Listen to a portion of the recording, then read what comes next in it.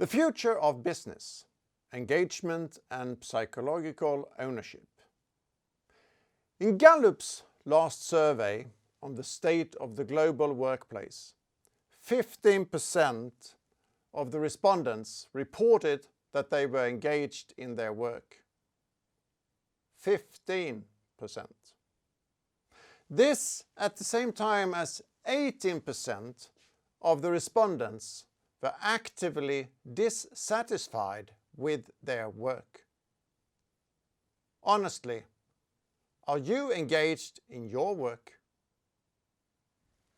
Are these figures new to us? I'd say no. This is actually nothing new.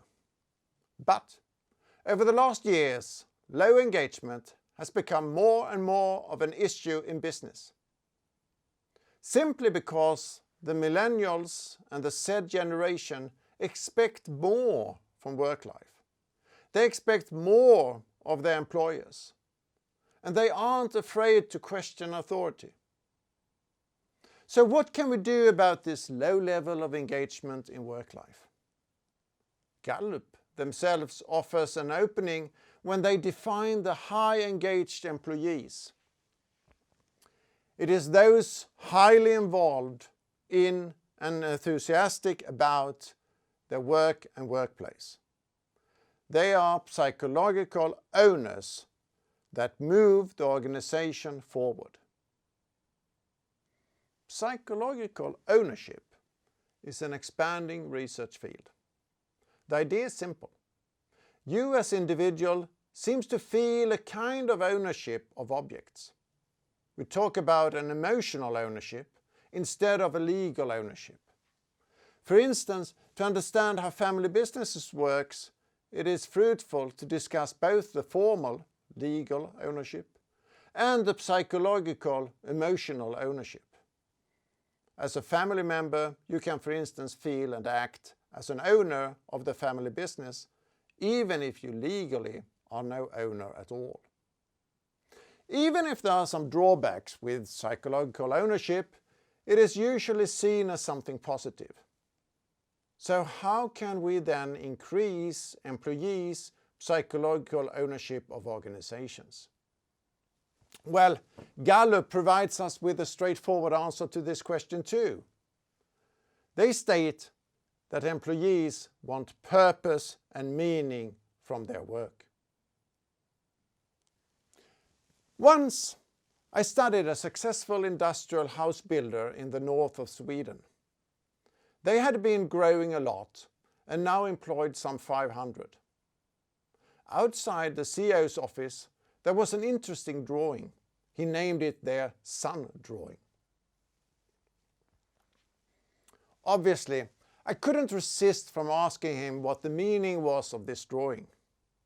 He explained that in the drawing one could read the company vision, the long-term strategic targets and the short-term operational targets and challenges. Every time they recruited, and they recruited a lot, he discussed this drawing with the candidate. He explained their thinking, the logic behind the vision, challenges and targets. And he encouraged the candidate to debate this.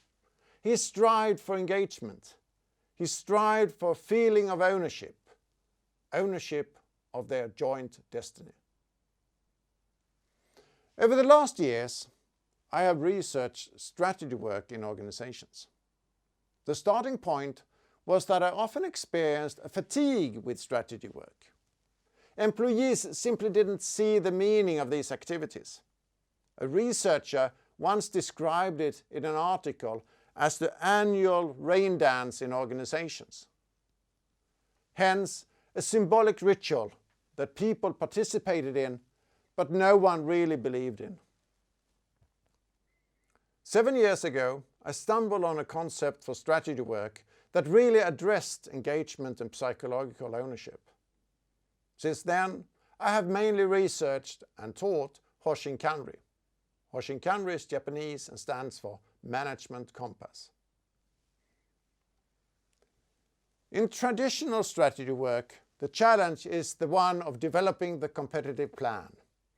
Resources are spent on collecting information, analyzing all information, and deciding on the long-term objective and detailed plan. All to carve out the unique position on the market, perhaps a new business model. After this, the plan should be implemented. Hoshin Kanri focus on the employees' engagement. If employees are invited to develop targets and actions, they will also be the owners of these targets and actions. And if they are then also authorized to execute these actions, the chance is good that the strategy actually will be implemented. Not according to a predefined plan, but better based on employees' expertise.